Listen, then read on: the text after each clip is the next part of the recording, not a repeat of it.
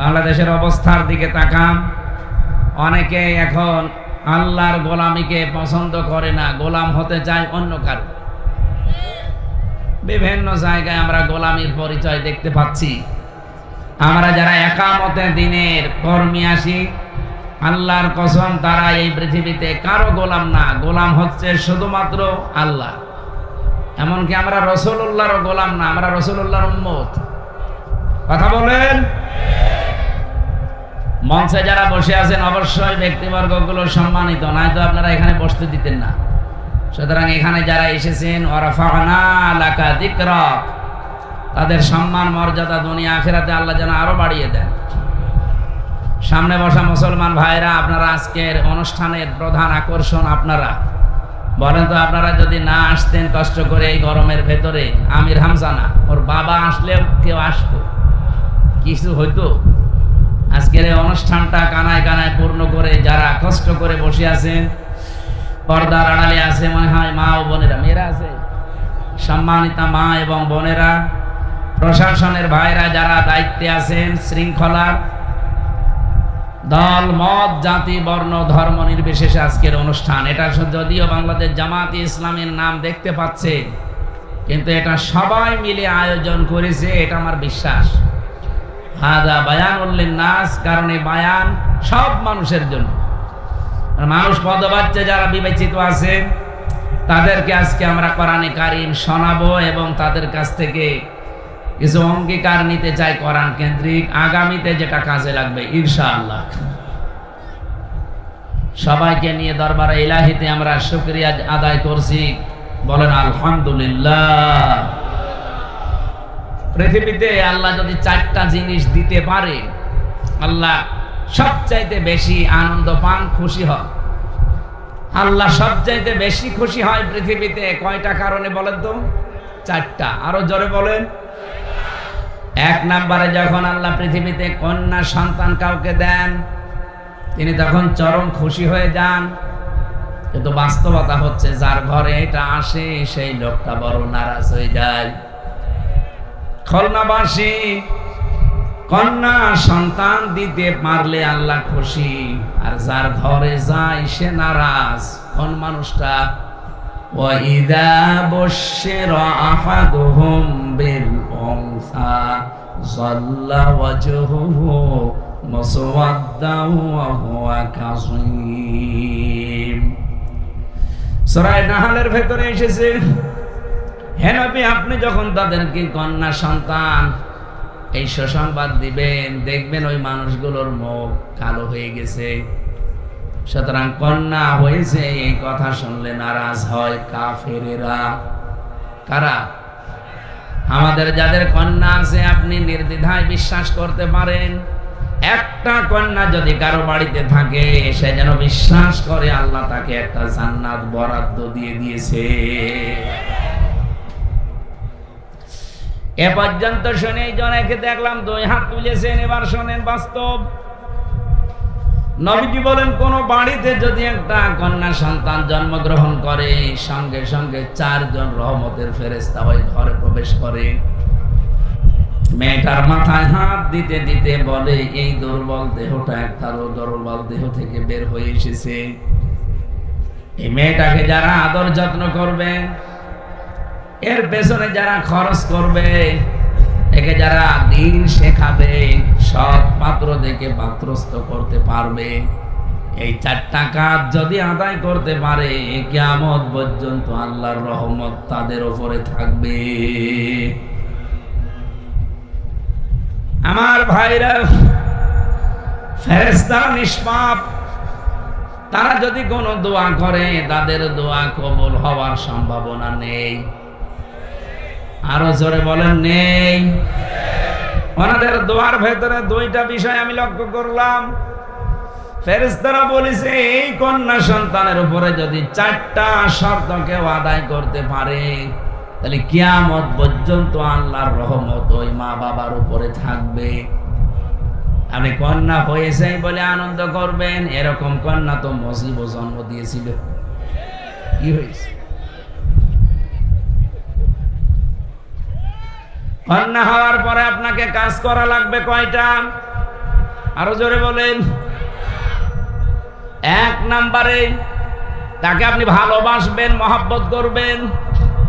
বিশ্বনবী বলেন, আমি বাইরে থেকে যতদিন বাড়িতে এসেছি, আমার মেয়ে ফাতেমাতুজ জোহরা, উম্মে কুলসুম, রুকাইয়া, যায়নাব রিদওয়ানুল্লাহি তাআলা আলাইহিম আজমাইন, এই মানুষগুলোর জন্য আমি কিছু না নিয়ে বাড়িতে আসি নাই। এত ভালোবাসা, এত মহব্বত নবীজি মেয়েদেরকে করতেন। সুতরাং মেয়েদেরকে যারা ভালোবাসেন, মহব্বত করেন নিজের মেয়েকে, 2 নম্বরে তাকে তার পেছনে যারা খরচ করেন, তার লালন পালনের ভার যারা গ্রহণ করেন, তার কফিল, তার দায়িত্বশীল অভিভাবক যারা হন, 3 নম্বরে তাকে যারা দ্বীনের শিক্ষা দেন। এই বিষয়টা আজকে খুব গুরুত্বপূর্ণ। যেহেতু সবাই ছেলে মেয়েকে মাদ্রাসা লাইনে দিতে চান না, আমরা অনেকেই কলেজ, স্কুল, বিশ্ববিদ্যালয় এগুলোতে পড়াতে চাই। সেই হিসাবে 92% মুসলমানের দেশে আমরা লক্ষ্য করলাম ডক্টর মোহাম্মদ ইউনূস, 2 নবীর নাম নিয়ে উনি বসে আছে। একটা মোহাম্মদ, হ্যাঁ, আপনি কি করলেন আমরা জানি না। গানের শিক্ষক নিয়োগ দিয়েছেন 1 থেকে 5 পর্যন্ত প্রাইমারিতে, শরীর চর্চার শিক্ষক নিয়োগ দিয়েছেন, অথচ আপনি 1 থেকে 5 পর্যন্ত ধর্মীয় শিক্ষক, কোরআনের শিক্ষক নিয়োগ দিতে ব্যর্থ পারেন নাই। এটা যদি রেকর্ড হচ্ছে, জায়গা মতো চলে যাবে আমি জানি। বহু কিরামান কাতিবিন বিভিন্ন জায়গায় ওরা আছে, ওরা পৌঁছিয়ে দেবে। গোয়েন্দা বিভাগে যারা আছে, আপনারাও তো মুসলমান, 92% মুসলমানের এই দেশে। এটা শুধু হামজার আহ্বান না, 18 কোটি মানুষের দাবি একটাই, আমরা 1 থেকে 5 পর্যন্ত একজন আলেম শিক্ষক চাই। হ্যাঁ, দাবি আছে না আমাদের? এই ক্যামেরা ওইদিকে ধরেন, লিল্লাহি তাকবীর। এটা যদি ডক্টর ইউনূস সাহেবের কাছে নাও যায়, আরো সে চলে গেছে, বলেন কিয়ামতের দিন আল্লাহ যেদিন বিচার করবে, জীবনে যদি কিছুই কবুল না হয়, এই হাত তোলার দৃশ্যটা দেখানো যাবে যে আল্লাহ আমি তোমার কোরআনের শিক্ষার পক্ষে ছিলাম। জোরে বলেন সুবহানাল্লাহ। একটা গভীর ষড়যন্ত্র চলছে। গানের শিক্ষক, নাচের শিক্ষক আপনি নিয়োগ দিতে পারেন মুসলমানের দেশে, শরীর কিভাবে চর্চা করা লাগে এই শিক্ষক নিয়োগ দেওয়া লাগে মুসলমানদের টাকায়, অথচ কোরআন আর হাদিস এর 100 মার্কের একজন শিক্ষক দরকার, এটা আজ পর্যন্ত এই দেশে হয় নাই। এমনকি আমরা দেখতে পাচ্ছি এই দেশে যত সরকারি প্রতিষ্ঠান আছে, কয়েকটা বাদ দিয়ে 100টার প্রায় 99টা প্রতিষ্ঠানে মসজিদ আছে, সেখানে ইমাম আছে, মুয়াজ্জিন আছে, খাদেম আছে। সেখানে পিয়নের বেতন 30,000, অথচ মসজিদের খতিব, ইমাম, মুয়াজ্জিনের বেতন 5,000, 6,000। এটা একটা বৈষম্য না? বলেন বলেন, যে বৈষম্য দূর করার জন্য এতগুলো মানুষ জীবন দিয়ে গেল, যাদের রক্তের উপরে আপনারা চেয়ারে বসে আছেন, এখনো পর্যন্ত 1 বছর 1 মাস পার হয়ে গেল। এই বৈষম্য যদি এখনো দূর না হয়, কি জবাব দেবেন জাতির কাছে? আশা করছি আগামী থেকে, আমার তো যতটুকু বাস্তবতা আমি দেখতে পাচ্ছি সারা বাংলাদেশ ঘোরাফেরা করে, যে জোয়ার এবার এসেছে, এই জোয়ারে ইনশাআল্লাহ ইসলাম সংসদে চলে যাবে।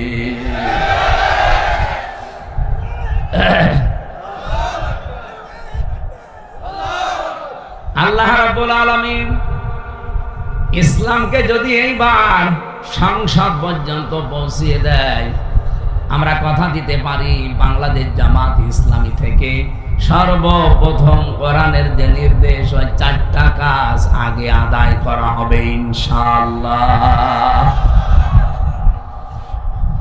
আমি যতটুকু বিশ্বাস করি, এটা যদি সত্যি কায়েম হয়, এই 4টা কাজ যদি একটা একটা করে জারি হয়ে যায়, ইমাম সাহেব, মুয়াজ্জিন সাহেব, খতিব সাহেবদের এই যে আজ বৈষম্যের শিকার বানিয়ে রেখেছেন, এটা ইনশাআল্লাহ দূর হয়ে যাবে। বাইরের দেশগুলোতে যখন ঘোরাফেরা করি, হিন্দু রাষ্ট্র, পাশের দেশ প্রতিবেশী, এই যে কলকাতার দিকে তাকান, পশ্চিমবঙ্গের মমতা ব্যানার্জি একটা হিন্দু মহিলা, অথচ পুরা পশ্চিমবঙ্গের মসজিদের ইমাম, খতিব, মুয়াজ্জিন, খাদেম এবং ঝাড়ুদার পর্যন্ত সব রাষ্ট্র থেকে তারা বেতন দিচ্ছে সরকারিভাবে। এতদিন যারা দায়িত্বে ছিলেন কি করেছেন আমি জানি না। শহীদ আল্লামা দেলাওয়ার হোসাইন সাইদি রহমতুল্লাহ আলাইহি উনি একবার চেষ্টা চালিয়েছিলেন ইমামদের জন্যে, কিন্তু 100 জনের 51 জন না হলে তো পাশ হয় না। এই জন্য আল্লাহর বান্দারে কথাটা পাশ হয়নি। আমরা আগামী থেকে 300 এমপির ভেতরে এবার 151 জনকে এমন ভাবে পাঠাতে চাই যারা কোরআনে কারিম বুকে নিয়ে সংসদে যাবে। এই বৈষম্য দূর করাই লাগবে ইনশাআল্লাহ। বলেন ইনশাআল্লাহ। দ্বীনের শিক্ষা এই জন্য খুব মারাত্মক, এটা দরকার। সেই সিস্টেম আপনারা বন্ধ করে দিয়েছেন। ক্লাস 5-এ, ক্লাস 8-এ আগে ভিত্তি পরীক্ষায় 100 মার্কের কোরআন হাদিস ছিল। এখানে যারা উস্তাদ আছে, যে আমার বন্ধু, উনিও এক জায়গায় শিক্ষকতা করেন, জিজ্ঞাসা করলে উনিও বলবে 1 থেকে 5 পর্যন্ত পড়ার পরে বৃত্তি পরীক্ষা দেয় ছেলে মেয়েরা। ক্লাস 8-এ বৃত্তি পরীক্ষা দেয়। অথচ এই 15.5 বছরে যারা দায়িত্বে ছিল, দাদাদের কথা মতো তারা এই 2টা জায়গা থেকে কোরআন হাদিসের 100 মার্ক তুলে দিয়েছিল। ওরা সরাসরি বলে নাই যে কোরআন হাদিসের মার্ক চলবে না, পড়া যাবে না। এমন কায়দা কৌশলে এগিয়ে যাচ্ছিল। আমার দাদা বলছিলেন এক লোক নাকি তার বউকে খুব পিটাতো। ওর বউ বলছে, যেভাবে আমারে পিটাও, তুমি কি আমারে রাখবা না, তালাক দিয়ে দিবা? স্বামী বলছে, কিলের ওজন দেখে টের পাও না।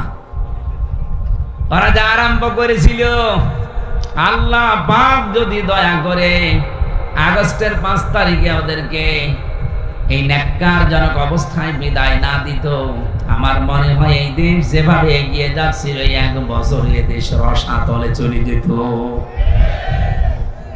অন্তত আমরা যারা এখানে আছি, আমাদের সবার এক কথা, আমরা 1 থেকে 5 পর্যন্ত ছেলে মেয়েরা যারাই পড়বে তারা যেন কোরআন হাদিস 100 মার্কের পড়তে পারে। বলেন, দিনের শিক্ষা দেওয়া লাগবে আপনার মেয়েটাকে। 4 নম্বরে তাকে সৎ পাত্র দেখে আপনি পাত্রস্থ করবেন।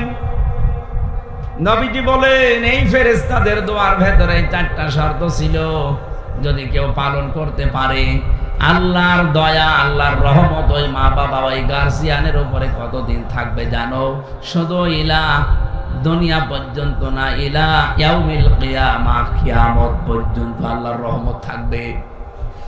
এই মেয়ের বাবা, এই মেয়ের মা যদি কিয়ামতে বিপদেও পড়ে যায়, এই মেয়েটার কারণে মহান আল্লাহ তাদেরকে নাজাত দিয়ে দেবেন। এখানে মেয়ে যাদের আছে কোনো চিন্তা করবেন না, আল্লাহ আপনার উপরে খুশি আছে, এই জন্য এটা দিয়েছেন। 2 নম্বরে, আল্লাহ যদি আর একটু বেশি, আরে ভাই খুলনাবাসী, আমার এই বিভাগের লোক তো অনেক বড় মনের মানুষ, আমরা অন্তত মেহমান আসলে নারাজ না, আমরা খুশি না? বলেন বলেন। আল্লাহ নিজে খুশি হচ্ছেন মেহমান পাঠিয়ে, আপনি খুশি না মানে? 3 নম্বরে, আল্লাহ যদি আর একটু বেশি খুশি হয়, তখন আল্লাহ ওই মানুষটার শরীরে, পরিবারে রোগ শোক দিয়ে দেয়। এই জন্য রোগ ব্যাধি হলে আপনি রাগ করবেন না, মনে করবেন আমার গুনাহ আল্লাহ পাক মাফ করে আমাকে নিষ্পাপ করছে। এমনকি শরীরের ভেতরে যে ফট ফট বিভিন্ন ফোঁটা ওঠে, টিপ দিলে সাদা কি যেন বের হয়, আপনি মনে করবেন এই যে ব্যথা অনুভব হয়, এর দ্বারা একটা পাপ মাফ হয়ে যায়। মানুষের শরীরে যদি জ্বর আসে, যে শরীর গরম হয়, এটার দ্বারা যে কষ্ট পায় মানুষ, মুমিনের এর দ্বারাও পাপ মোচন হয়। এই জন্য আল্লাহ বেশি খুশি হলে তাকে রোগ এবং ব্যাধি দেয়। 4 নম্বরে রব্বুল আলামিন সর্বশেষ যখন সব চাইতে বেশি খুশি হয়ে যায় এলাকার উপরে, তখন ওর একা আল্লাহ বৃষ্টি নাজিল করে। জোরে বলেন সুবহানাল্লাহ। দুনিয়ায় কারো সাধ্য নেই বৃষ্টি দেওয়ার, এ দায়িত্ব শুধুমাত্র কার? এই যে আল্লাহ সব চাইতে বেশি খুশি হন এই 4টা কাজে, কিন্তু আমরা এই 4টা কাজে নারাজ। অথচ আল্লাহ পাক যে 4টা কাজ সবচাইতে বেশি ঘৃণা করেন, উনি অপছন্দ করেন, নারাজ হয়ে যান আর রাগান্বিত হন, ওই 4টা কাজ আমরা পেলে আনন্দ করি। তার 1 নম্বরে যৌতুক।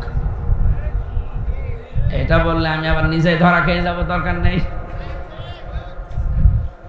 আমার বিভাগ তো এই জন্য খুব সেইটে কথা বলা লাগছে। আমার নিজের বিভাগে যদি যৌতুক মুক্ত না হয়, বাংলার অন্যান্য বিভাগে গিয়ে আমি মুখ তুলে কথা বলবো কোন মুখ নিয়ে? আশা করছি আমার এই জেলা থেকে, আমার এই বিভাগ, প্রাণ প্রিয় বিভাগ, আমার এই খুলনা থেকে এটা আরম্ভ হওয়া লাগবে। এই বিভাগে কোনো যৌতুক থাকবে না ইনশাআল্লাহ। যৌতুকের টাকা না নিয়ে পায়খানা করে খেয়ে ফেলবেন কি? আপনি হাসলেন মানে? আরে ভাই, পায়খানা খেলে মাত্র 1টা গুনাহ হবে, আর যৌতুকের টাকা যারা নিচ্ছেন ডবল গুনাহ হবে। 1 নম্বরে কবিরা গুনাহ, 2 নম্বরে জুলুমের গুনাহ। বের বাবার খুশি ছাড়া তার বাড়িতে বরযাত্রী খাওয়াচ্ছেন, এটা জায়েজ নেই। কারণ বরযাত্রী ইসলামে নেই, এটা হিন্দুদের সংস্কৃতি থেকে এসেছে। ইসলামে আছে অলিমা। কি আছে বলেন তো? এই অলিমা অনুষ্ঠান, এটা কি ছেলের বাড়ি হয় না মেয়ের বাড়ি? অথচ আমাদের এই দেশে এখন অলিমার সিস্টেম নেই, আছে শুধু বরযাত্রী। তাও 2-1 জন 5 জন নিয়ে গেলে হয়, বিয়ে করতে যাচ্ছে ও সাথে করে নিয়ে যায় 500। এইরকম ফকির, এরকম ছোট লোক এই খুলনায় নেই। বরযাত্রী গিয়েছেন কারা কারা? হাত তোলেন তো। হাত নামান, লজ্জা করেন আপনার? আপনি মেয়ের বাড়িতে যেভাবে ফকিরের মতো আজকে থেকে তওবা করেন, জীবনে কোনোদিন বরযাত্রীর দাওয়াত পেলে যাব না। কি হাত তোলেন তো দেখি, কারা যাবেন না বরযাত্রীতে? আমি বারবার এমনি বলছি না, আমার ছেলে নেই, আমার 3টা মেয়ে, আমার বিয়ে দেওয়া লাগবে না? না, তারপর হাদিস যেহেতু, এটা আমরা মেনে চলার চেষ্টা করি। আগামীতে বরযাত্রী না অলিমা? আরো জোরে বলেন, অলিমা না বরযাত্রী? কোন বরযাত্রী সিস্টেম থাকবে না ইনশাআল্লাহ। এই বিভাগ থেকেই এই সংস্কার আমরা আরম্ভ করতে চাই। বিশেষ করে যারা বিয়ে করবেন, বর এবং বরের বাবা যারা আছেন, যদি যৌতুকের টাকা নেন, আমার মনে হয় সামাজিক ভাবে বয়কট করা দরকার। ঠিক বলছেন মানে? আপনি তো নিজে নিয়ে বসে আছেন। এই কাজটা বন্ধ হওয়া দরকার কিনা বলেন তো? 2 জন মহিলা ছিল আমাদের মাথার উপরে, অথচ এই কাজটা তারা আজ পর্যন্ত বন্ধ করতে পারে নাই। খালি নারীর অধিকার, নারীর অধিকার নিয়ে চিল্লিয়েছে। এটা নারীর অধিকার না, ইসলাম এই অধিকার তাদেরকে দিয়েছে। এবার যদি ইসলাম আসে, বাংলাদেশে ঝাঁটা পিটা করে যৌতুক বিদায় করা হবে ইনশাআল্লাহ। আল্লাহ রাগান্বিত হয়ে যান এই যৌতুকের এই সিস্টেম যখন চালু থাকে। 2 নম্বরে আল্লাহর এগিয়ে যান। যে সমাজে সুদ আর ঘুষ, এই 2টার প্রচলন বেড়ে যায়, আল্লাহ রাব্বুল আলামিন তখন সমাজের প্রতি রাগান্বিত হয়ে যায়। বাংলাদেশে একটা ঘর এখন নেই যেখানে ঘুষ নেই। যদি বলেন যে না আমি ঘুষ খাই না, এটা আমি মানি, কিন্তু বলেন যদি আমি ঘুষ দেই না, না আমি এটা বিশ্বাস করি না। এদেশে এমন একটা সিস্টেম আমরা বানিয়ে ফেলেছি, ঘুষের নাম পর্যন্ত পাল্টিয়ে রেখেছি হাদিয়া। কথা বলেন না কেন? আল্লাহর কোন নিষিদ্ধ বিষয়কে আপনি যতই সুন্দর মোড়ক দেন না কেন, ওটা বৈধ করা সম্ভব? দোকানের নাম লিখে দিয়েছে বিসমিল্লাহ মদের ভান্ডার। সুদ যেটা মারাত্মক, টাকা ছেড়ে রাখে, টাকা আসে 100 টাকায় 120 টাকা দেয়। এ পাবলিক দেশে নেই। খুলনা বিভাগের মানুষেরা আপনারা কিন্তু আরো বেশি সেনসিটিভ থাকা দরকার। কারণ আমি এই খুলনার সন্তান, এই বিভাগের বাইরে যে আমি কিন্তু আর মুখ পাবো না। এই বিভাগ থেকে আমরা এই মুহূর্ত থেকে নিয়ত করব, অন্য ধর্মের যারা আছে তারা যা করে করুক, আমরা মুসলমানেরা ঘুষ সুদ জড়িত হব না। ঘুষের ওইটা সম্ভব না, ওটা রাষ্ট্রের নিয়ম নীতি দরকার, ওটা ইসলাম আসলে ইনশাল্লাহ কায়েম হবে। কিন্তু সুদের এই বিষয়টা আমরা নিজেরাও এখন ছাড়ার চেষ্টা করলে পারি। যারা 100 টাকা দিয়ে রাখেন, মাসে মাসে 120 টাকা নেন, আপনি কি জানেন আপনি কত বড় অন্যায় আছে? নিজের মায়ের সাথে আপনি জিনা করছেন। আরে ভাই, খাওয়া যায় তাই বলে সব খাওয়া যায়? এই খাওয়াগুলো একটু হালকা বন্ধ করা লাগবে। আপনি সুদ বাদ দিয়ে অন্য কোন সিস্টেমে আপনি চেষ্টা করেন, আমার আল্লাহ বরকত দেবে। সুদের এই ব্যবসায় যারা নিয়োজিত আছেন, আল্লাহর কসম চর্মচোখে দেখতে মনে হবে বিশাল সম্পদের পাহাড় তৈরি হচ্ছে। এক দিক থেকে টাকা আসলে 5 দিক থেকে আল্লাহ সব খসিয়ে দেবে। 3 নম্বরে আল্লাহ সব চাইতে একেবারে সর্বশেষ বেশি রেগে যায় তখন যখন দেখা হয় যে জাতির লোকদের মিথ্যা কথা বেড়ে গেছে। আর যেটা সব চাইতে বেশি বাংলাদেশে, কথা বলে না কেন, সব চাইতে বেশি এখন এই বিষয়টা। মিথ্যা তো নিজে বলেই, এমনকি মিথ্যা কথা আর একজনের উপরে চাপিয়ে তাকে কালার করে। এটা মিথ্যা না শুধু, এটা গীবত না শুধু, এটা তহমত। এটা যদি বন্ধ না হয়, যে উদ্দেশ্য নিয়ে আপনি এগিয়ে যাচ্ছেন জীবনেও তার টার্গেট পর্যন্ত যেতে পারবেন না। আপনি কি জানেন এই যে মিথ্যা তহমত দেওয়া, একজনের নামের উপরে দোষ চাপিয়ে দেওয়া, অথচ লোকটাও বিষয়ে কিছুই জানে না। আমি একটা ঘটনা পড়ছিলাম, ইমাম মালিক রহমতুল্লাহ আলাইহি, তার জামানায় একজন মহিলা ইন্তেকালের পর প্রতিবেশী একজন মহিলা গেছে তার লাশ ধোয়াতে। ময়লা মাটি পরিষ্কার করার পরে যখন রানের উপরে হাত দিয়েছে, দেখে হাত আর খোলে না, আটকিয়ে গেছে। কি গো, হাত আর খোলে না? হাত টান দিলে লাশ উঠে পড়ে। এলাকার ইমাম সাহেব ফতোয়া দিচ্ছেন যে জীবিত মহিলার হাত তো নষ্ট করা যাবে না, এই মারা গেছে মেয়েটার ওই জায়গা থেকে রানের গোশত কেটে দেন। কিন্তু এই মৃত মহিলার যে স্বামী এবং সন্তান, তারা বলছে না, আমার স্ত্রী খুব নেককার মানুষ, আমার মা খুব নেককার মহিলা, তার এখন মারা গেছে, তার রানের চামড়া কাটবেন, আমরা মানতে পারি না, হবে না, এটা দরকার ওই জীবিত মহিলার হাত কেটে ফেলেন। ওরা বলছে কি বলেন আপনারা, আমরা এসেছি আপনাদের উপকারের জন্য, আর এখন আমাদের হাত কাটবেন? এলাকার ইমাম সাহেবের ফতোয়া দিয়ে যখন হয়নি, তখন দেশের প্রধান বিচারপতি ইমাম মালিক, যে জায়গায় ঘটনা সেখান থেকে 80 কিলোমিটার দূরে মদিনায় তিনি প্রধান বিচারপতি, তাকে ঘোড়ায় চড়িয়ে নিয়ে আসা হচ্ছে, আপনি বিচার করেন। ইমাম মালিক ডাক দিয়ে বললেন, আল্লাহর বান্দি, পর্দা দিয়ে ঘিরে দেন, প্রশ্ন করব তারে 3টা। 1 নাম্বার, এই মেয়ে, এই মহিলার লাশ ধোয়ানোর সময় কোনো খারাপ কোনো চিন্তা ভাবনা, কোনো কাজ তোমার দ্বারা হয়েছে?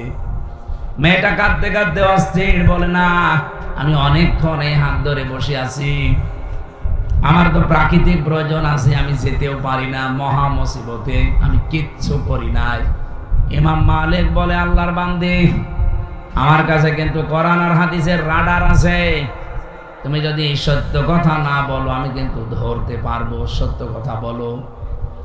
মেয়েটা বলছে, ইমাম, যা করেছি আমি এতটুকু বলতে পারি, বলো। এ মেয়েটার লাশ যখন ধোয়াচ্ছিলাম, পেটের ময়লাগুলো বের করে যখন আমি রানে হাত দিয়েছি, ওই সময় একটা খারাপ মন্তব্য তার উপরে নিক্ষেপ করেছিলাম। কি সেটা? কয়েকদিন আমি দেখলাম তার সাথে একটা গাড়িতে করে একটা যুবক ছেলে যাচ্ছে বাড়িতে। মনে মনে একটা ধারণা করেছিলাম ওই সময় যে তুমি তো ভালোই চলতে, কিন্তু দলে দলে তোমার চরিত্র এত খারাপ। এই কথাটা আমি মন থেকে তার উপরে নিক্ষেপ করেছিলাম। মুখ দিয়ে কথা আমি বলতেও ছিলাম, এরপরেই দেখি হঠাৎ আমার হাত আটকিয়ে গেছে, আর খোলে না। ইমাম মালিক বলে, হ্যাঁ আমিও একটা ধারণায় ছিলাম, মান সালিমাল মুসলিমুনা মিন লিসানিহি ওয়া ইয়াদিহি, রাহু মুসলিম। হযরতে আবু হুরায়রা থেকে বর্ণিত, বিশ্ব নবী ১৫০০ বছর আগে জানিয়েছেন, এই পৃথিবীতে প্রকৃত মুসলমান তো তারা যাদের হাতের দ্বারা আর মুখের দ্বারা অন্য মুসলমান শান্তিতে থাকে। তুমি কোন কারণে এই ধারণায় মেয়েটার উপরে নিক্ষেপ করলে?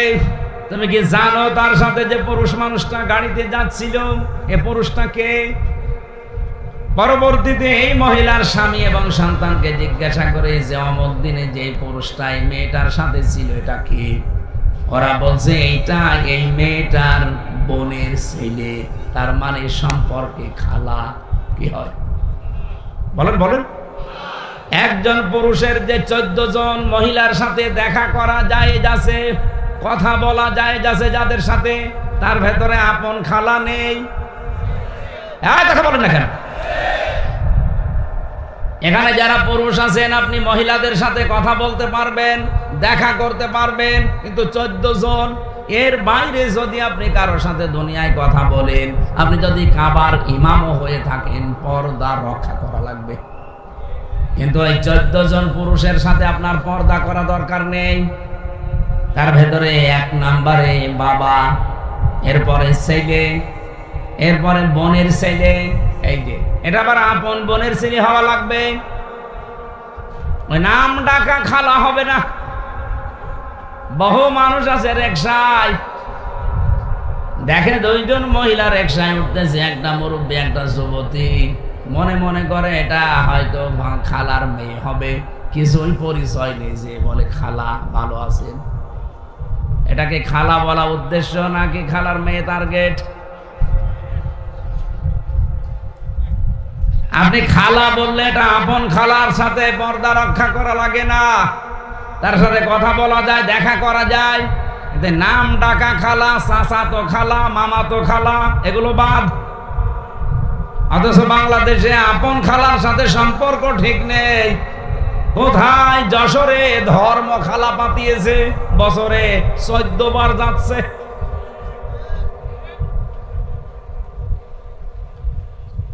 তুমি যে ধারণা করলে এই মেয়েটাকে নিয়ে, অথচ এই ছেলেটা হচ্ছে তার বোনের ছেলে, তার মানে খালা। খালার সাথে বিয়ে করা জায়েজ আছে? বলেন বলেন। কোন কারণে এই ধারণা করলে? তুমি যে মুখ দিয়ে বলেছিলে, অন্তর দিয়ে ধারণা করেছিলে, অথচ মুসলমানের কাজ হচ্ছে তার মুখের দ্বারা আর হাতের দ্বারা মানুষ যেন শান্তিতে থাকে। একটা মিথ্যা তহমত তার উপরে নিক্ষেপ করার কারণে দুনিয়ায় আল্লাহ তোমার শাস্তি দিয়ে দিয়েছে। আর শাস্তি এখন তোমার হবে। আমি কোরআনে কারীম থেকে যে আয়াত পড়বো, এই আয়াত অনুযায়ী সূরা নূর থেকে তিনি তিলাওয়াত করলেন, ওয়াল্লাযীনা ইয়ারমুনাল মুহসানাতি সুম্মা লাম ইয়াতু বিআরবা'তি শুহাদা ফাজলিদুহুম সামানিনা জালদা ওয়ালা তাকবালু লাহুম শাহাদাতান আবাদা ইলা আখিরি আয়াত। কোন মানুষ যদি নিরপরাধ সতী সাধবী কোন মেয়ে লোকের উপরে জেনার তহমত নাজিল করে, তার উপরে নিক্ষেপ করে, ও যদি 4 জন সাক্ষী জোগাড় করতে না পারে, 2টা শাস্তি তার দুনিয়ায় হবে। 1 নম্বরে তাকে 80টা চামড়ার চাবুক মারা হবে। 2 নম্বরে যতদিন সে জীবিত আছে তার সাক্ষ্য গ্রহণ করা হবে না। আমি আয়াতটা পড়ার পরে আমি চিন্তা করেছিলাম বাংলাদেশ নিয়ে। এদিকে তাকান, আজ যে মিথ্যা অভিযোগ এই 54 বছর ইসলামপন্থীদের উপরে দেওয়া হয়, বিশেষ করে সতী সাধবী বহু নারীর উপরে আন্দাজে তহমত দিয়ে তাদেরকে বছরের পর বছর কষ্টে রাখা হয়েছে জেলখানায়। হাজার হাজার মিথ্যা মামলা। এই 54 বছর বাদ দিলাম, এই 15.5 বছরে আমি তো নিজে প্র্যাকটিক্যাল লাইফে দেখলাম, আমি নিজেও একজন ভিকটিম। এই হাজারো মিথ্যা মামলা সাজিয়ে মিথ্যা সাক্ষী দিয়ে বহু মানুষের জীবন অলরেডি নষ্ট করে দেওয়া হয়েছে।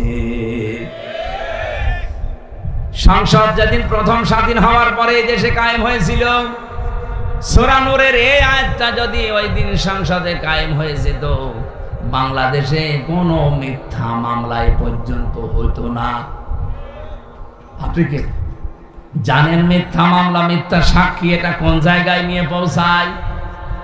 নারায়ণগঞ্জের একজন আমার সাথে জেলখানায় ছিল, আজ 8 বছর মিথ্যা এই সাক্ষীর কারণে পড়ে আছে লোকটা।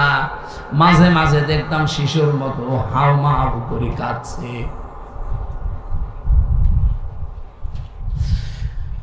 বাংলাদেশের মুসলমানেরা কান খাড়া করে শোনেন, এটা শুধু খুলনার জন্য বলছি না, সারা বাংলাদেশের জন্য। আগামীতে ইসলাম যদি চায় সত্যি, মিথ্যা মামলা মিথ্যা সাক্ষী চিরতরে বঙ্গোপসাগরে ঝাঁটা মেরে বিদায় করা হবে। আমরা তো চাই যারা মামলার আয়ু, আমার মামলার আয়ু ছিল আপনার এই খুলনা ফুলতলার। আল্লাহর ওলি আমার রিমান্ডে যেভাবে কষ্ট দিয়েছে আমি কিয়ামত পর্যন্ত হায়াত পেলেও বলবো না। আমার মাথার চুল থেকে পায়ের তালু পর্যন্ত 1 ইঞ্চি জায়গা বাকি নেই যেখানে ওরা টর্চার করে নাই। শরীরটা আজ ভেঙে গেছে, আমি স্বাভাবিক এখন হতে পারি না শুধু রিমান্ডে অত্যাচারের কারণে। অথচ পোড়া ডাহা মিথ্যা জিনিস ওরা নিজেরাও জানতো। কাউন্টার টেররিজমে যারা দায়িত্বে ছিল গোপালগঞ্জের এই যার সন্তানগুলো, আসাদুজ্জামান, মনিরুল ইসলাম, আব্দুল মান্নান, আর আপনাদের খুলনায় বাড়ি শেখ ইমরান, ফুলতলায় বাড়ি। বাকি চিটাগাঙের আতিকুর রহমান ভইয়া, জাহিদ হোসেন, এরকম 12 জন আমার রিমান্ডে যেভাবে অত্যাচার করেছে মিথ্যা জিনিসের উপরে ভর করে। ওরা নিজেরাই এসে বলতো ওই মাটির নিচের ঘরে যে আপনার কোনো দোষ নেই, আমরা জানি। আপনি জানেন তো আমরা ছাড়েন না কেন? নিজে যেহেতু প্র্যাকটিক্যাল দেখেছি এই জন্য আয়াতটা আমি এখানে সেট করলাম। এই মিথ্যা মামলা এবং মিথ্যা সাক্ষী যদি বাংলাদেশ থেকে বন্ধ করা যায়, আমার যতটুকু বাস্তবতায় জ্ঞান আমি দেখেছি, হাজারো মানুষ এই দেশে নিরাপদে চলতে পারবে। এখনো যারা আতঙ্কে আছেন যে মিথ্যা মামলা আমরাও খাই কিনা, মিথ্যা সাক্ষী আমাদের বিরুদ্ধেও জোগাড় হয় কিনা, বাঁচতে যদি চান আগামীতে ইসলামকে সংসদে পাঠান, নয়তো আবার গাড়া কলে পড়বেন। আমরা 15 বছর পড়েছিলাম, আপনিও পড়বেন। অন্য ধর্মের যারা আছে তারাও আতঙ্কে থাকে। আপনাদের হাতে পায়ে ধরে বলছি, এখনো বোঝার চেষ্টা করেন, ইসলাম ছাড়া নিরাপত্তা দেওয়ার অধিকার এই পৃথিবীতে কারো নেই। বহু মানুষ গলাবাজি করেছে, দাদাদের প্রেসক্রিপশন অনুযায়ী বহু মানুষ লাফিয়েছে, কিচ্ছু হয় নাই। ইসলামকে আপনি 5 বছর লাগবে না, 2 বছরের জন্য একটু এনে দেন। এই দেশে কোন ঔষধ কোন জায়গায় দেওয়া লাগবে ইসলাম ভালো করে জানে। এবার একটু এনে দেওয়া যাবে না? ইসলাম এবার সংসদে যাক, কারা চান দেখি? লিল্লাহে তাকবীর, লিল্লাহে তাকবীর।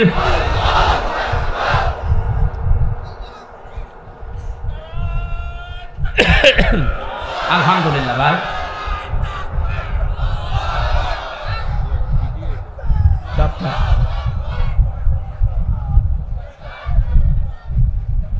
আমার মনে বড় আশা, আমি আল্লাহর ওলিকে দেখতে চাই কিন্তু পাচ্ছি না। কোথায় যে আছে আল্লাহর ওলি? আমার রিমান্ডে চেয়ারে বসিয়ে হাত এভাবে বেঁধে, পায়ের সাথে বেঁধে। আমার আগে একজনকে নিয়ে যাচ্ছিল, ওনার বাড়ি চট্টগ্রামে, ছাত্র দলের ছেলেটা নিয়ে গেল, ভালো ছেলে। আসার সময় দেখি খোড়াতে খোড়াতে আসছে, হাতের এই নখ দিয়ে রক্ত পড়ছে। বললাম কি হয়েছে ভাই? মাটির নিচে তো কোনো আওয়াজও বাইরে যায় না। আমারে বলছে, হামজা ভাই ভালো মানুষ তো নিয়ে গেল, দেখলেন? যাবার পরে এরকম একটা চেয়ারে বসিয়ে দিয়েছে, এই হাত হ্যান্ডকাপ দিয়ে আটকিয়ে দিল, 2 হাত পায়ের সাথে বেড়ি লাগিয়ে দিল, গলার সাথে একটা বেল্ট বেঁধে দিল। চোখটা কালো কাপড় দিয়ে বেঁধে দিল, একটা সুইচে টিপ দিল, এক টিপ মারলে নাকি 120 বার ঘোরে। মিনিটে যদি 120 বার ঘোরে, সেকেন্ডে কয়বার বলেন বলেন? আপনি কল্পনা করেন তো নিজেকে ওই জায়গায়। একটা মানুষ সব বাধা চেয়ারের উপরে 1 মিনিটে আপনি 120 বার ঘুরবেন। আমার মনে হয় চোখ খুলে দিলে আপনি দুনিয়া 10টা দেখতে পাবেন।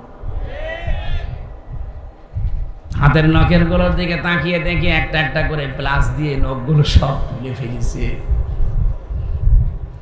পায়ের দিকে তাকিয়ে দেখি রক্ত ঝরছে, একটা নখও নেই।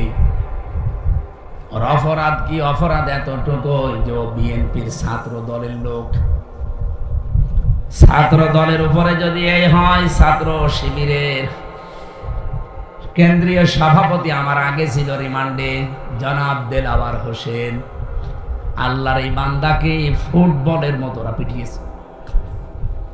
আসাদুজ্জামান নামে এই জারোর সন্তানটা আমার নিজে রুমের ভেতরে চোখ বেঁধে চেয়ারে বসে আমারে বলছে, দেলাওয়ারকে আমরা ফুটবলের মতো পিটিয়েছি, লাথিয়েছি। এই মিথ্যা সাক্ষীর কারণে, মিথ্যা মামলার কারণে হাজার হাজার মানুষ এই দেশ থেকে অন্যায় ভাবে বিদায় নিয়েছে, তার জীবনটাও নষ্ট হয়ে গেছে। আগামীতে আবার এই সম্ভাবনা অনেকের জীবনে দেখতে পাচ্ছি।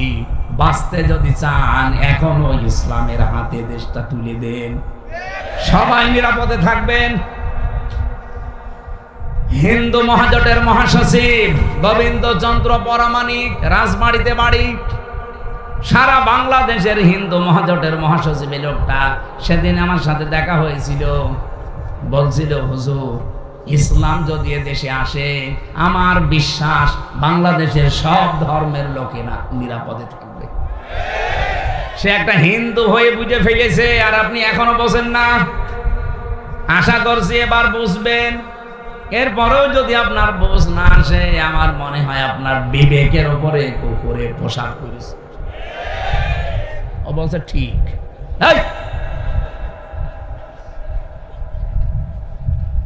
বিবেক কবে জাগ্রত হবে আপনার? ইমাম মালিক ডাক দিলেন, আল্লাহর বান্দি, সাক্ষী যেহেতু তোমার একটাও নেই, তুমি আন্দাজে ধারণা নিক্ষেপ করেছিলে জেনার, সুতরাং এখন তোমার 2 নম্বরে শাস্তি হবে। তোমার সাক্ষী জীবনে আর কোনো দিন গ্রহণ করা হবে না। আমার মনে হয় যারা মিথ্যা মামলা দেন, মিথ্যা সাক্ষী দেন, 3 বছর 5 বছর 10 বছর 15 বছর পরে মামলাটা খারিজ হয়ে যায়, কোনো প্রমাণ পায় না। এই যে আমার মামলাটা 3 বছর কোনোদিন জামিন দেয়নি, অথচ আগস্টের 5 তারিখের পরে মামলা শুধু তুলতে দেরি, শুধু জামিন না, জামিনও দিয়েছে, মামলা খারিজ করে দিয়েছে।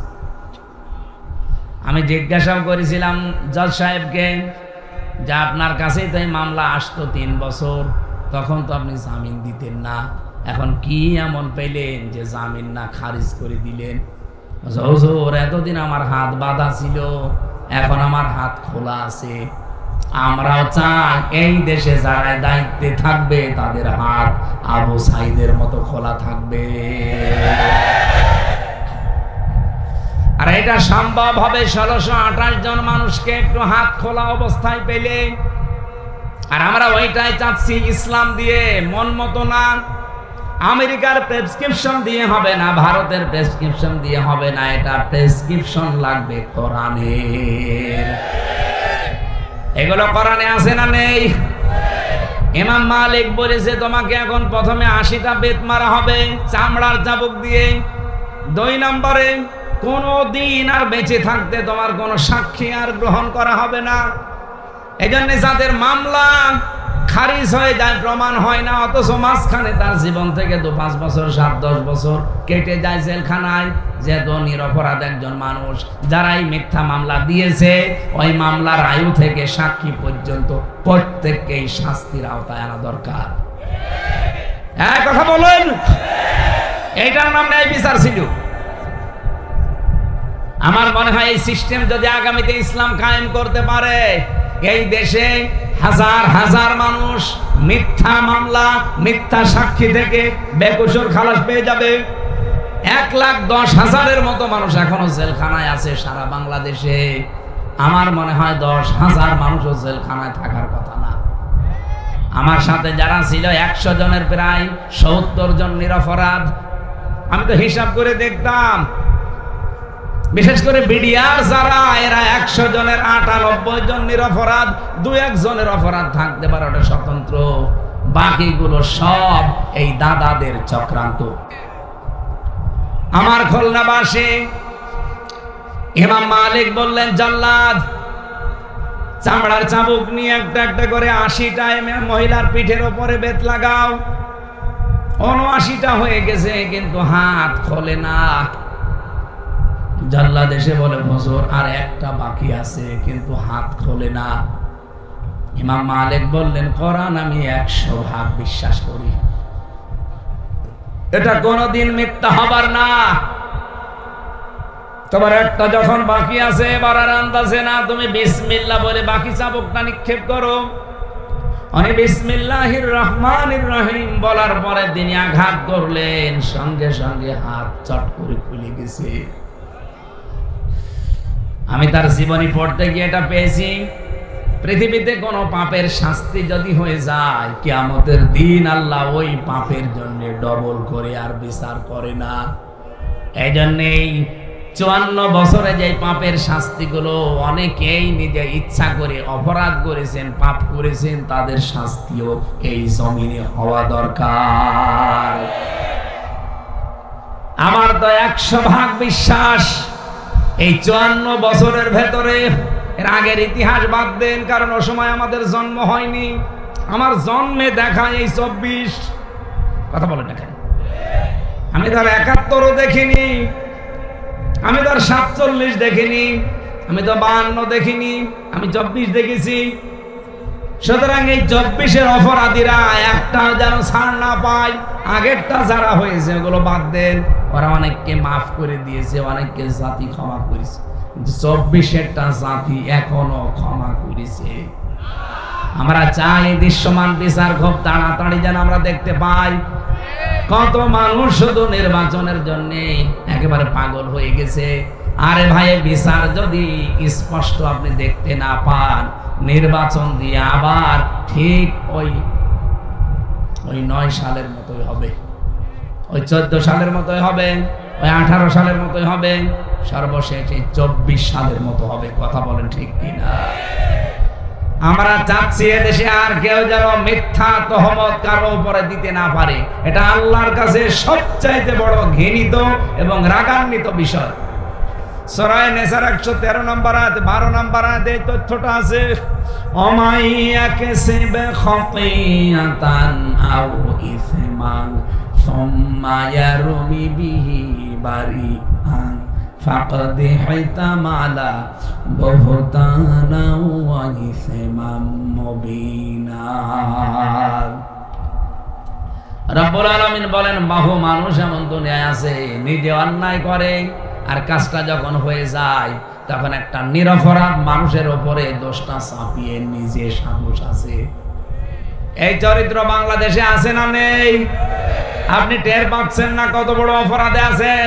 রাজনৈতিক প্রতিহিংসার কারণে আজ এটা বেশি করছে অনেকে। কথা বলে না কেন?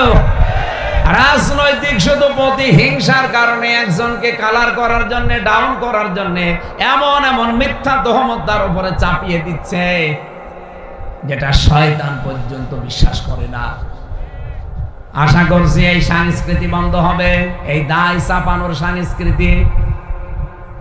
এতদিন করতো এক দলের লোক, এখন দেখছে আর এক দলের লোক উঠে পড়ে লেগেছে, কিছু হলেই অমুকের উপরে দায় চাপিয়ে দাও। কথা বলে না কেন? এই সিস্টেম নেই দেশে। যে যাই করুক না কেন অমুকের উপরে দায় চাপিয়ে দাও। মনে হচ্ছে ওরা দুনিয়ায় দায় নেওয়ার জন্য জন্ম নিয়েছে। অথচ 1977 সালে প্রতিষ্ঠিত হওয়ার পর থেকে এই 25 সাল পর্যন্ত তাদের একটা কোন সদস্যের বিরুদ্ধে, কর্মীর বিরুদ্ধে ধর্ষণের কোন মামলা সারা বাংলাদেশে নেই। যারা আজ নারীর পক্ষে কথা বলে নিজেদেরকে সফি সাজাতে চান, তাদের বিরুদ্ধে মামলা 30টার উপরে ধর্ষণের। বাকিগুলো তো বললামই না। আশা করছি আপনারা এই কথাটা এখন বুঝবেন। যাদের উপরে যেই দোষ চাপিয়ে দেওয়া হয়, এই দোষ যদি সেই লোকটা না করে, এই অপরাধ আল্লাহ আপনাকে দিয়ে করাবে, এরপরে আপনার মরণ হবে। যা যা করেছিল হাসিনা আলেমদের উপরে, ডক্টর মাহমুদুর রহমান আমার দেশ পত্রিকার সম্পাদক একটা বই লিখেছে, আলেমদের উপরে নিপীড়ন। দেখেননি? যদি কারো কেনা থাকে দেখে নেবেন। কি করে নাই? আমার সাথে ৭৬ জন আলেম ছিল এক জায়গায়। সারা জেলখানার আচরণ একরকম, আরে আলেমদের সাথে আচরণ আর এক রকম। যদি জেলারকে সোফারকে বলতাম এত কড়াকড়ি কারো কেন, বলে আমাদের উপরে নির্দেশ আছে। কাদের? আর বলতো না। কোরবানির কয়েকদিন আগে তো আমারে ধরেছে, বললাম যে জেলার সাহেব, সোফার সাহেব, আপনি সর্বোচ্চ জায়গায় জেলখানায় একটু অনুমতি দেন যে বাড়িতে 1 মিনিট কথা বলি, যে কোরবানি একটা ওয়াজিব কাজ, এটা দেবে না দেবে না তারা তো গার্জিয়ানের কাছে জিজ্ঞাসা করবে। এত করে তার কাছে আমরা এই ৭৭-৭৬ জন আলেম মিলে কথা বললাম। থোড়াই কি আর কিচ্ছু মনে করল না। গিয়াসউদ্দিন কুমিল্লায় বাড়ি, ওনারও কিছু করার নেই, কারণ ওনার হাত পা বাঁধা। কিছু করলে ওনারা ট্রান্সফার করে দেবে অথবা চাকরি খেয়ে নেবে। এই ছিল দেশের অবস্থা। যা যা করেছিল আলেমদের উপরে, জনগণের উপরে, আল্লাহ সবগুলো এখন যারা ছিল তাদের উপরে চাপিয়ে দিয়েছে। কোরআনে কারিমের একটা আয়াত বেশি বেশি মনে পড়ছে, সূরা আনআম 30 নম্বর আয়াত। এদিকে তাকান। قد خسر الذين كذبوا بلقاء الله حتى إذا جاءتهم الساعة। রব্বুল আলামিন বলেন, ক্ষতিগ্রস্ত হয়ে গেছে ওই মানুষের জীবন, যেই মানুষগুলো পৃথিবীতে এটা বিশ্বাস করে যে আল্লাহর সাথে সাক্ষাৎ করা লাগবে না, আল্লাহর সাথে আমার সাক্ষাৎ হবে, দেখা হবে, এটা যারা বিশ্বাস করেন না, আল্লাহ পাক তাদের জন্য বলেন হঠাৎ করে যখন মরণ চলে আসবে তখন ওই মানুষগুলো পেছনের দিকে তাকাবে আর আফসোস করবে। ক্বালু ইয়া হাসরাতানা আলা মা ফাররাতনা ফিহা। আমি কি পাঠালাম? এই আয়াতটাতে কত বাস্তব। আমি সেদিন সিঙ্গাপুরে দেখলাম, মালয়েশিয়াতে গিয়েছিলাম, যে হোটেলে উঠি দেখি নিচে 2 জন বসে বসে চা খাচ্ছে। যে বললাম কি এখানে কেন? বলছে হুজুর আমরা আগেই পালিয়েছি। আপনি পালালেন কেন? আপনার না 620টা বাড়ি। দুদুকে খুঁজে পেয়েছে, আল জাজিরা রিপোর্ট দিয়েছে আপনার বাড়ির সংখ্যা সারা পৃথিবী মিলে 620টা। অথচ আপনি আজ হোটেলে থাকেন, কিছুই তো ভোগ করতে পারলেন না। কি করলেন জীবনে? হুজুর দোয়া করেন, দোয়া আসবে আপনার জন্য। বাংলাদেশের বাড়িগুলো নয় জনগণ জ্বালিয়ে দিয়েছে, পুড়িয়ে দিয়েছে। বাইরের দেশে সাহেব পাড়া আছে আপনার, এদিকে তাকান, আপনার বেগম পাড়া আছে, সিঙ্গাপুরে বাড়ি আছে, একটাতেও থাকতে পারেন না। এই মালয়েশিয়াতে আপনি বেগম পাড়া সাহেব পাড়া বানিয়েছে, থাকতে পারেন না, থাকেন আজ হোটেলে, প্রতিদিন 20,000-50,000 টাকা করে ভাড়া দিয়ে। এখান থেকেও যদি কেউ শিক্ষা না নেন, আবার যদি ওই ফ্যাসিস্টদের মতো, ওই জালেমদের মতো আচরণ কেউ আরম্ভ করেন, অনেকে তো আরম্ভ করে দিয়েছে। বাবা শাহজালাল, মোদের কাছে কুত্তা বিড়াল সব হালাল। মনে আছে থেকে বাবার দেশ পেয়েছে, যত রকমের অন্যায়, অবৈধ অত্যাচার, বিশেষ করে চাঁদাবাজির কারণে যাদের উপায় হয়েছে এই 1 বছর 1 মাসে কোটি কোটি টাকার উপরে। আমি এটা মিথ্যা বললাম? খুলনায় না হতে পারে আমার কুষ্টিয়া, আমি তো নিজে দেখতে পাচ্ছি, কোন মার্কেটে ঢুকতে পারি না, হাউমাউ করে জড়িয়ে ধরে কান্নাকাটি করে যে আর পারি না, সুযোগ যে কবে আসবে এই জালেমদের চিরতরে বিদায় করার জন্য। এখানে যারা চাঁদাবাজি করছেন তারা কিন্তু নিজেকে যেমন ডোবাচ্ছেন, দলকেও ডোবাচ্ছেন। আপনি কি মনে করেন যে চাঁদাবাজি না করলে চলা যায় না? বাংলাদেশ জামাত ইসলামীর বিপক্ষে তো কোনোদিন আজ পর্যন্ত চাঁদাবাজির একটা মামলা পেলাম না। তারা চলছে কি করে?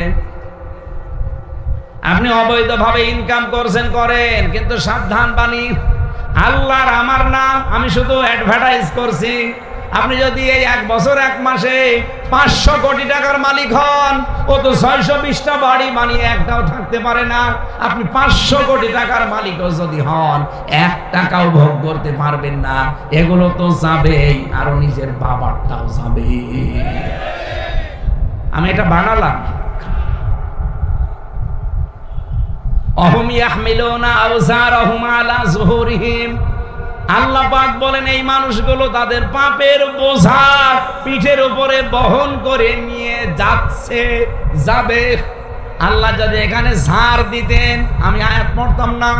আল্লাহ দিয়েছেন আওজার, এরপরে দিয়েছেন ইয়াহমিলুনা, এটা মজারে, বর্তমান, ভবিষ্যৎ, প্রেজেন্ট, ফিউচার। সুতরাং যারা মানুষের সম্পদ আত্মসাৎ করা, ফাঁকি দিয়ে খাওয়া, অন্যায়ভাবে ঘুষ সুদের মাধ্যমে ভক্ষণ করা, চাঁদাবাজি করা, আপনি কি টের পাচ্ছেন কি হয়ে যাচ্ছে? কিয়ামতের ওই কঠিন ময়দানে আপনার পাপের বোঝা কিন্তু শুধু ওই 10 কেজি 20 কেজি থাকবে না, বাড়তেই থাকবে।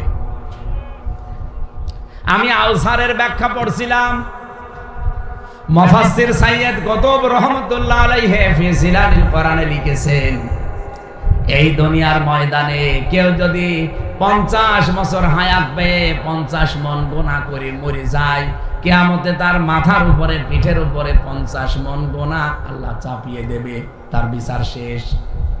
কিন্তু একটা মানুষ যদি 50 বছরে গুনাহ করেছে 50 মন, ঠিক আছে, এমন এমন কাজ সে আঞ্জাম দিয়ে গেল, কিয়ামত পর্যন্ত তার এই পাপের বোঝা বাড়তেই থাকবে। এমন গোনা দেশে নেই? বলেন বলেন। আপনি এমন একটা ছাত্র সংগঠন বানিয়ে গেলেন, আপনি মরে গেছেন, কিন্তু তারা তো থেমে নেই, তারা বিশ্বজিৎকেও ছাড়ে না। এরকম ছাত্র সংগঠন নেই? বিশ্বজিৎকে যে কুপিয়েছিল ওই ছেলেটা আমার সাথে জেলখানায় ছিল, শাওন, এই খুলনায় বাড়ি, কপিলমণি, কপিলমণি আছেন একটাকে যায়, ওই জায়গায় বাড়ি। কয়েকদিন আগে তার মা বাবা হাউমাউ করে কাঁদছিল, আমারে বলছে একটু দেখেন ছেলেটার কতদিন ছেলে থাকবে। এক বাবের এক ছেলে। আপনি মারা গেলেন, কিন্তু আপনার ছাত্র সংগঠন এমন, ওরা বসে নেই, ওরা মানুষকে কুপিয়ে মারে, ওরা পাথর দিয়ে মারে। আপনি মরে গেছেন 50 মন গোনা নিয়ে, আপনার এই দলীয় লোকজন যতদিন দুনিয়ায় টিকে থাকবে, ওরা যত অপরাধ করবে, ফ্লাক্সি লোড হয়ে আপনার আমল নামায় যেতেই থাকবে। গোনা ছিল 50 মন, কিয়ামত আসতে আসতে গোনার পাল্লা হবে 500 মন। হ্যাঁ, কথা বলেন। এরকম জীবন বাংলাদেশে কারো নেই। এতটুকু বলে আল্লাহ শেষ করেন, এর পরেরটা আর মারাত্মক। আল্লাহ পাক বলেন, আলা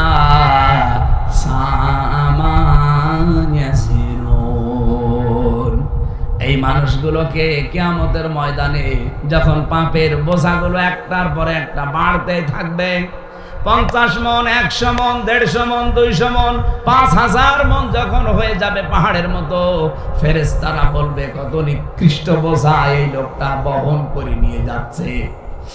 ও বাংলাদেশের রাজনৈতিক নেতারা, নিজেরা তো অপরাধ করছেন, এমনকি মানুষ দিয়ে যারা অপরাধ করাচ্ছেন, একটু বিবেকের কাছে প্রশ্ন করেন, আপনার গোনা 500 মন ছিল, কিয়ামতের দিন যদি 50,000 মন হয়ে যায়, ফেরেশতারা যদি দেখে বলে কত নিকৃষ্ট বোঝা এই নেতা বহন করে নিয়ে যাচ্ছে, ও লজ্জা রাখবেন কোথায়? আশা করছে আপনার বিবেকের উপর একটা ধাক্কা দেবে আয়াতটা। বাড়িতে যে সূরা আনামের এই 30 নম্বর আয়াত একটু ব্যাখ্যা সহ পড়েন, দেখবেন আপনি পরিবর্তন হতে পারবেন। কোরআনও যদি আপনার পরিবর্তন আনতে না পারে, আপনি বিশ্বাস করতে পারেন আপনার কপালে আর হেদায়েত নেই। কথা বলে ঠিক কিনা? সুতরাং আল্লাহ যে 4টা কাজে সবচাইতে বেশি রাজি আর যে 4টা কাজে সবচাইতে বেশি নারাজ, আল্লাহ আমাদেরকে এখান থেকে মাহফুজ রাখেন, বলেন আমিন। যেহেতু রবিউল আউয়াল মাস, এই কেন্দ্রিক একটা আয়াত পড়েছি, তাফসীর আকারে কথা বলতে চাচ্ছি।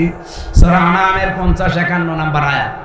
রব্বুল আলামিন বলেন, আমাদের দেশের জন্য এটা এত জরুরি, আমি বিশ্বের যতগুলো দেশে গেছি, শুধু বাংলাদেশ আর ভারত, এই 2টা দেশে এই আয়াতটা আমার মনে হয় 100 কার্যকর। আন্দাজে নবীর উপরে এমন এমন জিনিস চাপিয়ে তাকে আমরা আল্লাহর উপরে তুলে ফেলি। বিশেষ করে যে রবিউল আউয়ালে আমরা ঈদে মিলাদুন নবী বানিয়েছি, ঈদ মুসলমানদের জন্য 2টা, একটা ঈদুল ফিতর, ঈদুল আজহা, এর বাইরে মুসলমানের কোনো ঈদ নেই। কথা বলেন না কেন? সুতরাং ঈদে মিলাদুন নবী এই খুলনা বিভাগে পালন হয়েছে কিনা আমি জানি না, যদি হয় আগামী বছর থেকে আর হবে না ইনশাআল্লাহ, কারণ এটা সুস্পষ্ট বেদাত। আপনি কোথায় পেয়েছেন ভণ্ডামি?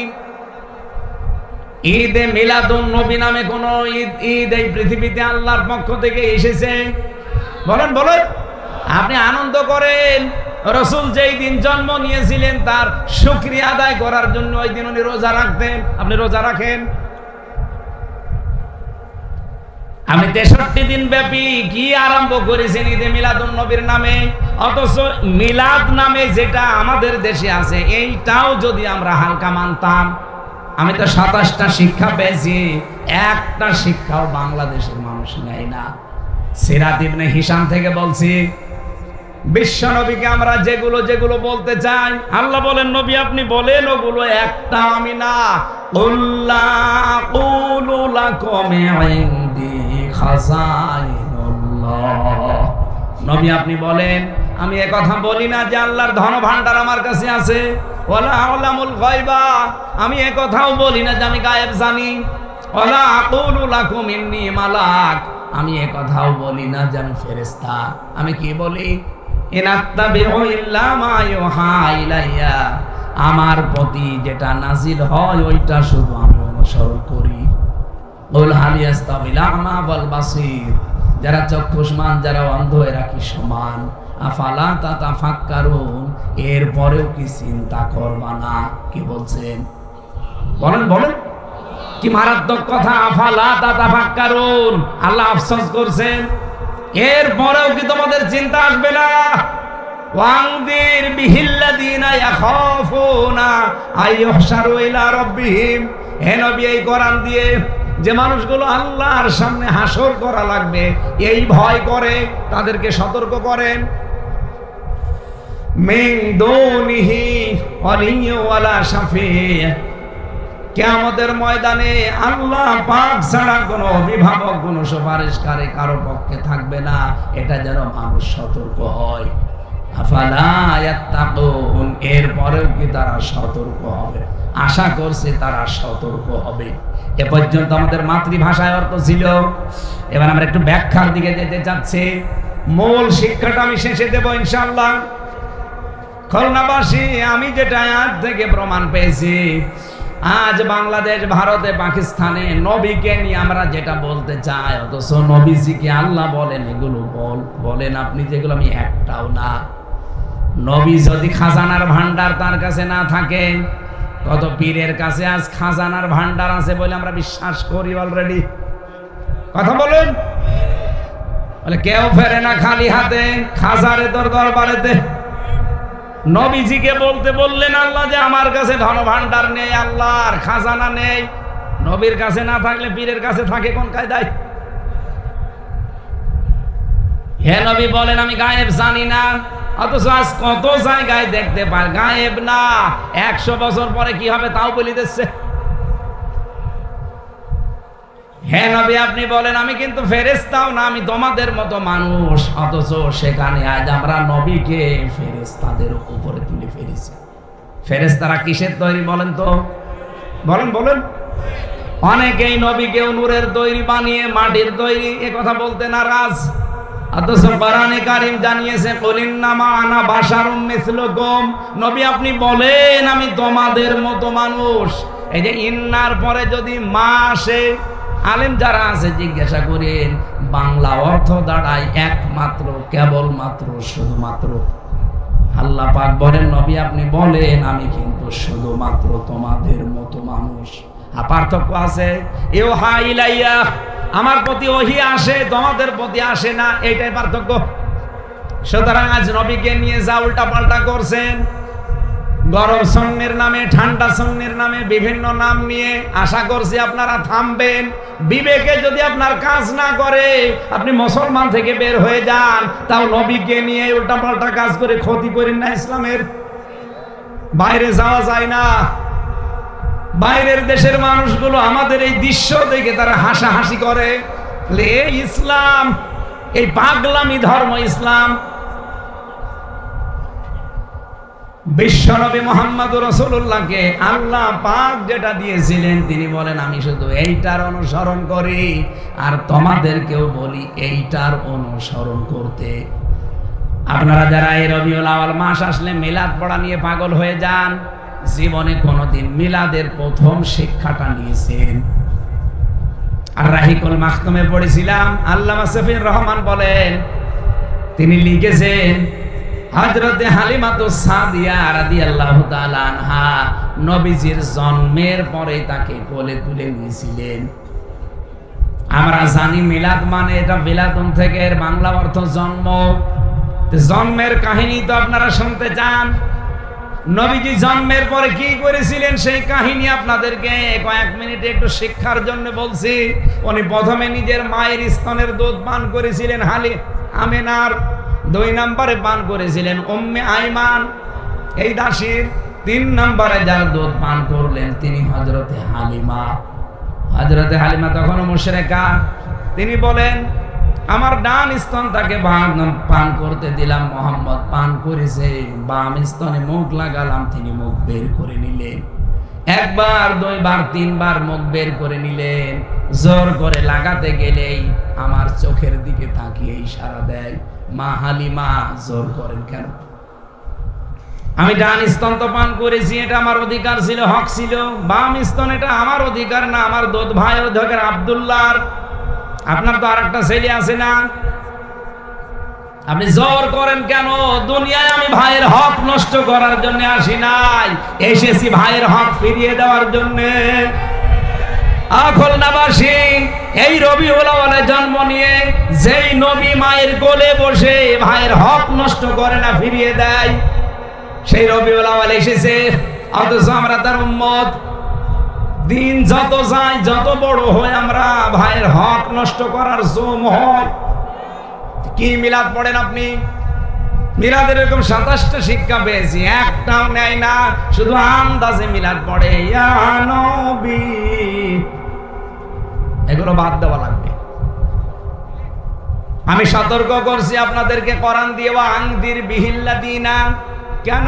এখাফুনা আইয়াহশারু ইলা রাব্বিহিম, কারণ আপনারা সবাই আল্লাহর সামনে দাঁড়াবেন এই ভয় করেন না? করেন না? আল্লাহর সামনে আমাকে দাঁড়ানো লাগবে এই ভয় যাদের আছে তাদেরকে বলছি, লাইসা লাহুম মিন দুনিহি ওয়ালিয়্যুন, কোন ওলি পাবেন না, কোন অভিভাবক পাবেন না, বন্ধু পাবেন না, ওয়ালা শাফি, সুপারিশকারী কাউকে পাবেন না আপনার সামনে। যদি কোরআনে কারিমের যে সতর্ক বার্তা আছে 500, এগুলো নিজের জীবন থেকে শুরু করে ব্যক্তিগত থেকে আন্তর্জাতিক জীবনে মিলাতে না পারেন, কেউ আপনার পাশে মরণের পরে দাঁড়াবে না। কোরআনের সতর্ক বাণী শোনেন। কোরআনে 500টা আল্লাহর বিধান আছে। আমরা আগামী থেকে এই দেশে এই 500 বিধানই দেখতে চাই। এই কথা বলেন, দেখতে চান না? এটা যদি কারো কাছে রাজনীতি মনে হয়, ধান্দাবাজি মনে হয়, দুনিয়ার কাজ মনে হয়, তাহলে কোরআনের সূরা আনাম এই 51 নম্বর আয়াত কেটে বাদ দিয়ে দেন। আমি তো আমার বাবার কথা দিয়ে সতর্ক করি নাই, কিয়ামতে আইয়াহশারু ইলা রাব্বিহিম, রবের সামনে আপনাকে দাঁড়ানো লাগবে। আর পীর সাহেবদের মতো আপনি 40 লাখ মুরিদ নিয়ে আসবেন না, ওয়া কুল্লুহুম আতিহি ইয়াউমাল কিয়ামাতি ফারদা। কিয়ামতের ময়দানে প্রতিটি মানুষকে আল্লাহ তার সামনে দাঁড় করাবে একা একা। কয়জন করি নিজের জীবনটা মিলান, একা একা দাঁড় করিয়ে আল্লাহ 5টা প্রশ্ন করবেন। মা তাযালু কদামা বানি আদম আব্দি ইয়াউমাল কিয়ামাতি হাত্তা ইসালান খামসিনা উমরিহি ফিমা আফনা ওয়া আন শাবাবিহি ফিমা আবলা। কিয়ামতের দিন 5টা প্রশ্ন করব তোদেরকে, সঠিক জবাব দেওয়া ছাড়া সামনেও যেতে পারবি না, পেছনেও যেতে পারবি না, জায়গায় দাঁড়িয়ে থাকবি। 1 নম্বরে তোর জীবন দিয়েছিলাম 60, 70, 80 বছর, কিভাবে কাটালি ওইটা বল। 2 নম্বরে যৌবন দিয়েছিলাম, এটা কোথায় কাটিয়েছিস বল। ও বাংলার যুবকেরা, সামনে কিন্তু সময় আসছে যৌবনের কঠিন সিদ্ধান্ত নেওয়ার। এবার যদি ভুল করেন সারা জীবন বেকার থাকবেন। আর ইসলামের হাতে তুলে দেন, আপনার কর্মসংস্থানের দায়িত্ব ইসলামের। বাংলাদেশের যুবকেরা বাইরে যেয়ে দেখি রাস্তা ঝাড়ু দেয়, টয়লেট সাফ করে, থালা বাসন ধোয়, অথচ এই যুবকদের এই দেশে হাজার হাজার লক্ষ লক্ষ কর্মসংস্থান তৈরি করার পরিবেশ আছে, শুধু নেতাগুলো সৎ হওয়া লাগবে। সেদিন আমেরিকাতে এক মন্ত্রীর সাথে দেখা, মানে বলছে হুজুর আমি ভালো হয়ে গেছি, এই দেশে যে বাজেট হয় আপনারা তো সামনে ইসলামকে নিয়ে যেতে চান, জনগণকে জানাবেন 100 টাকা যদি বাজেট হয় রাস্তার জন্য, 3 টাকা খরচ হয় আর বাকি 97 টাকা আল্লাহর ওলিরা খেয়ে ফেলে। আমরা আগামীতে এরকম ওলিদের হাতে দিতে চাই, বলেন বলেন। যারা 100 টাকার 97 টাকা খেয়ে ফেলবে, 3 টাকার কাজ করবে, এরকম মানুষ দিতে চান? যারা 100 টাকার 100 টাকায় কাজ করবে। আমিরে জামাত ডাক্তার শফিকুর রহমান এই ঘোষণায় সব মহাসম্মেলনে দিয়েছিল, মহাসমাবেশে তার সর্বশেষ ঘোষণা ছিল, জামাত ইসলামী থেকে যদি কেউ এমপি হয়, মন্ত্রী হয়, যা বাজেট হবে ওইটাই সে খরচ করবে। এর চাইতে বলার আর বেশি কিছু নেই। এরপরেও যদি দেশের মানুষের আস্থা তৈরি না হয়, আমার মনে হয় এই দেশের মানুষ দিয়ে আর হবে না, ফেরেশতা লাগবে। ফাত্তাবিউস সিরাতাল আযম, ইবনে মাসউদ থেকে বর্ণিত, নবীজি বলেন যাদের দ্বারা ইসলাম কায়েম হওয়ার সম্ভাবনা দ্রুত, তোমাদেরকে আদেশ দিলাম সেই দলকে সাপোর্ট করবা, পেছনে থাকবা, ইত্তেবা করবা। বাংলাদেশে যত দল কাজ করছে, আমার পর্যবেক্ষণ, আমার অবজারভেশন এইটা, বাংলাদেশে ইসলাম তাড়াতাড়ি কায়েম করতে পারে এই মুহূর্তে বাংলাদেশ জামাত ইসলাম। আপনি দেখেন ইউনিয়নের এই মেম্বার থেকে একেবারে আন্তর্জাতিক পর্যায় পর্যন্ত প্রত্যেকটা জায়গায় তাদের সৎ এবং যোগ্য লোক ঠিক করা আছে। অন্য কোন দলের হাতে দিলে এই পরিমাণে আপনি পাবেন না, তাদের লোক অনেক। এই কথা বললেন না কেন? এটাকে আপনার কাছে রাজনীতি মনে হচ্ছে? এই হাদিস ফাত্তাবিউস সিরাতাল আযম, যাদের দ্বারা দ্রুত ইসলাম কায়েম হওয়া সম্ভব, এই উম্মতদেরকে আমি আদেশ দিলাম তাদের পেছনে থাকবা। এই আদেশকে আমি বানালাম, নবীর কথা আমি অ্যাডভার্টাইজ করেছি, কোরআন দিয়ে সতর্কবার্তা এখানে 500টা ছিল। সকাল থেকে আমার প্রোগ্রাম আবার শুরু, 11:30 পার হয়ে গেছে, আর কথা বলা ঠিক হবে না। আজকে যতটুকু বলেছি এতটুকু আমল করার তৌফিক কামনা করছি, আল্লাহুম্মা আমিন।